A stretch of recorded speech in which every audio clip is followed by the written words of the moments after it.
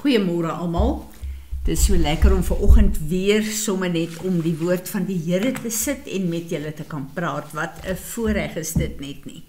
Ek is nog steeds by hierdie wonderlike gedeelte wat die Here verlede week so kom highlight het in my lewe, en ek het Sondag veral ook gepraat oor Handelinge 24, wat ek besef wat die geheim was van die eerste kerk, wat so kragtig in die Here gevloei het, en wat ons tot vandag nog as 'n standaard en 'n voorbeeld gebruik.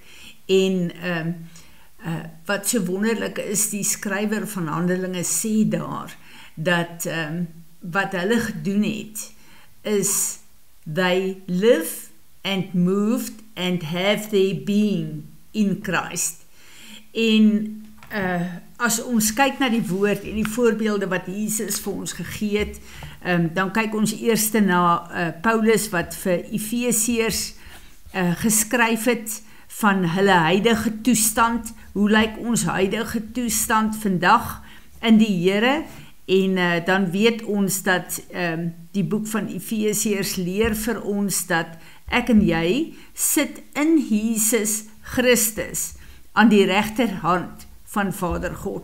En dit is daai plek nie net van priester nie, maar ook van heerskappy, waar hy gekom het en volgens Romeine 16 vers 20 gesê het, hy het alles onder ons voete kom sit. En dit is my en jou se posisie, in die gees, maar ook fisies. En wat so 'n realiteit vir my en jou is dat baie keer ons probleme waarmee ons sukkel, sit ons onder 'n vergrootglas en ons elke detail van daai probleme wat ons na kyk, sê vir ons een ding, en dit is hierdie probleem is te groot vir jou om op te los, en hierdie probleem gaan vir jou skade aanrig. Waar Paulus vir ons sê, do not be anxious about anything. En ek besef net dat ons is so ingestel om ons probleme op te los en ons probleme te beklei, dat dit baie keer ons oorlog raak, in plaas daarvan dat die Here vir ons sê in Jesaja 30 vers 15, sê Jesaja, in repentance and rest you shall be safe, in quietness and trust is your strength. Hier kom die Here en sê, te midde van die plek waar die vyand ons aankla, deur ons probleme en ons probleme vir ons berge word, sê die Here ons moet stil word, en ons moet ons krag by hom kry. Psalm 46 ken ons so goed, God is our refuge and strength, a very present help in trouble. Therefore we will not fear, though the earth should change, and though the mountains slip into the heart of the sea, though its water roar and foam, though the mountains quake and its swelling pride. Kom die Here en hy sê dat niks kan ons oorval nie. En dan sê hierdie Psalm 46 vir ons, come, behold the works of the Lord. En dan kom hy en sê, cease striving and know that I am God. I am exalted among the nations. I will be exalted in the earth. The Lord of hosts is with us. The God of Jacob is our stronghold. Om dan net ons oë bietjie weg te vat van ons probleme af en op die Here te plaas, bring 'n hele verandering in hoe ons kyk na ons probleme en die situasies wat vir ons moeilik is om te hanteer. En die probleem is nie altyd net om te kyk en die situasies te oorwin nie, maar om stil te word en te hoor wat God vir ons sê. Want baie keer dan wil ons vanuit ons vlees kyk na ons situasies en veral na verhoudings, waar ons net moet stil word om te hoor, wat is dit wat die Here vir ons sê? As ek kyk na Dawid het elke keer, hy was hierdie strateeg in oorlog, wat bekend was as 'n koning wat oorloë gewen het. Maar wat het Dawid gedoen? Hy het elke keer vir elke geveg 'n nuwe strategie by God gaan soek. En dit is presies wat ek en jy moet doen. Elke probleem wat ons het, al lyk dit baie keer dieselfde, is in 'n ander tydslot en die Here het die oplossing. Hy is die oplossing van elke onmoontlike situasie in ons lewe. Hy is die God van die onmoontlike. Hy maak paaie waar ons nie paaie sien nie. Maar ek en jy moet leer om te luister. En ons is so besig te midde van die storm waarin ons baie keer staan, en die winde en die stemme van die vyand en die aanklagte van die vyand, dat ons nie regtig kan hoor wat ons moet doen nie, en dan baie keer tree ons in die vlees op en dit veroorsaak altyd chaos, waar die Here sê, kom, een van die wapens wat ek jou gee, een van die oorlogstrategieë wat ek jou gee, is kom net na my toe, in my teenwoordigheid, word stil dat ek vir jou die woord kan gee, die wapen kan gee, wat jy moet uitspreek, en wat hierdie situasie sal ontlont.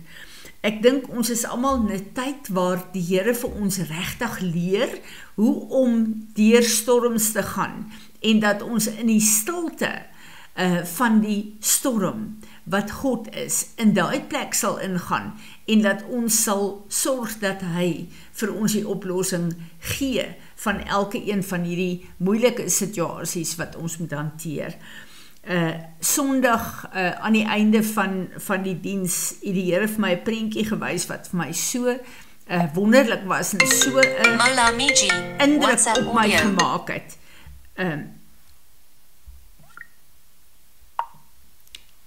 Wat die Here so 'n indruk op my gemaak het met wat hy vir my gewys het. Ek het gekyk na die prentjie van Shadrach,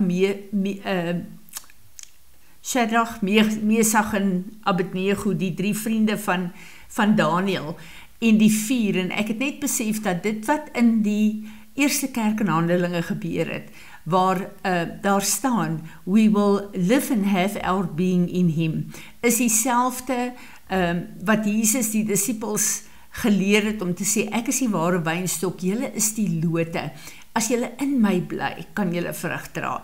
So in hom is ons plek, nie net van skuiling nie, maar ook ons plek van oorwinning. En wanneer ek en jy in hom ingaan, en vanuit hom lewe, dan kry ons alles wat nodig is vir ons lewe. Maar hierdie prentjie van die 4 manne wat in die vuur gegaan het, vir die 3 manne wat in die vuur gegaan het, en toe was daar nog iemand, Jesus, by hulle gewees, en daai 4 kon niks aan hulle gedoen het nie. En ek besef net, dat hierdie manne het met die keuse wat hulle gedoen het, in God gebly. Hulle het net eenvoudig besluit dat niks hulle sal laat buig voor ander gode nie. Hulle is in hulle God geborge. En ons weet wat die woord sê. Ons God is 'n verterende vuur. So hierdie manne was eintlik in God gewees, en daarom was hulle veilig en beskerm, en kon die vuur van buite af, wat hulle moes vernietig, niks aan hulle doen nie. En hierdie is die plek waar ek en jy op ons veiligste is. Ons moet leer om in hom te bly, en vanuit hom ons antwoorde te kry. En wat 'n wonderlike vreugde is dit net nie, om te kan ontspan en te weet, die God wat ek dien is die antwoord op alles wat ek nodig het vandag. En sy liefde vir my is onvoorwaardelik, so ek hoef myself nie eers goed te maak en uit te sorteer nie. Hy het my in Jesus kom plaas, sodat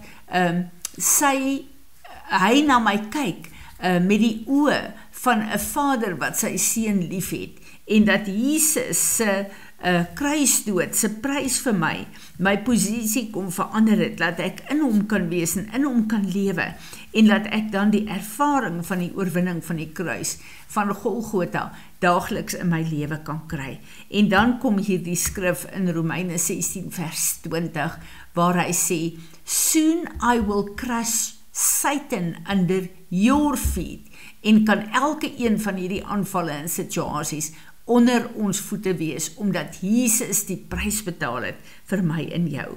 Kom ons verander ons fokus van ons probleme af na die grootheid van ons God, En soos wat ons kyk na die grootheid van ons God, so krimp hierdie probleme in ons lewe en ervaar ons Romeine 8 vers 28, dat alles in ons lewe ten goeie sal uitwerk, omdat hy ons liefhet.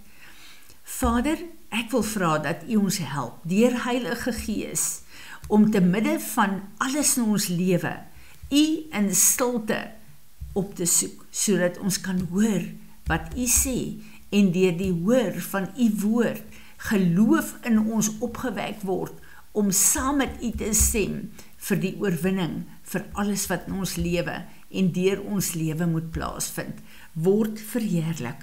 Amen.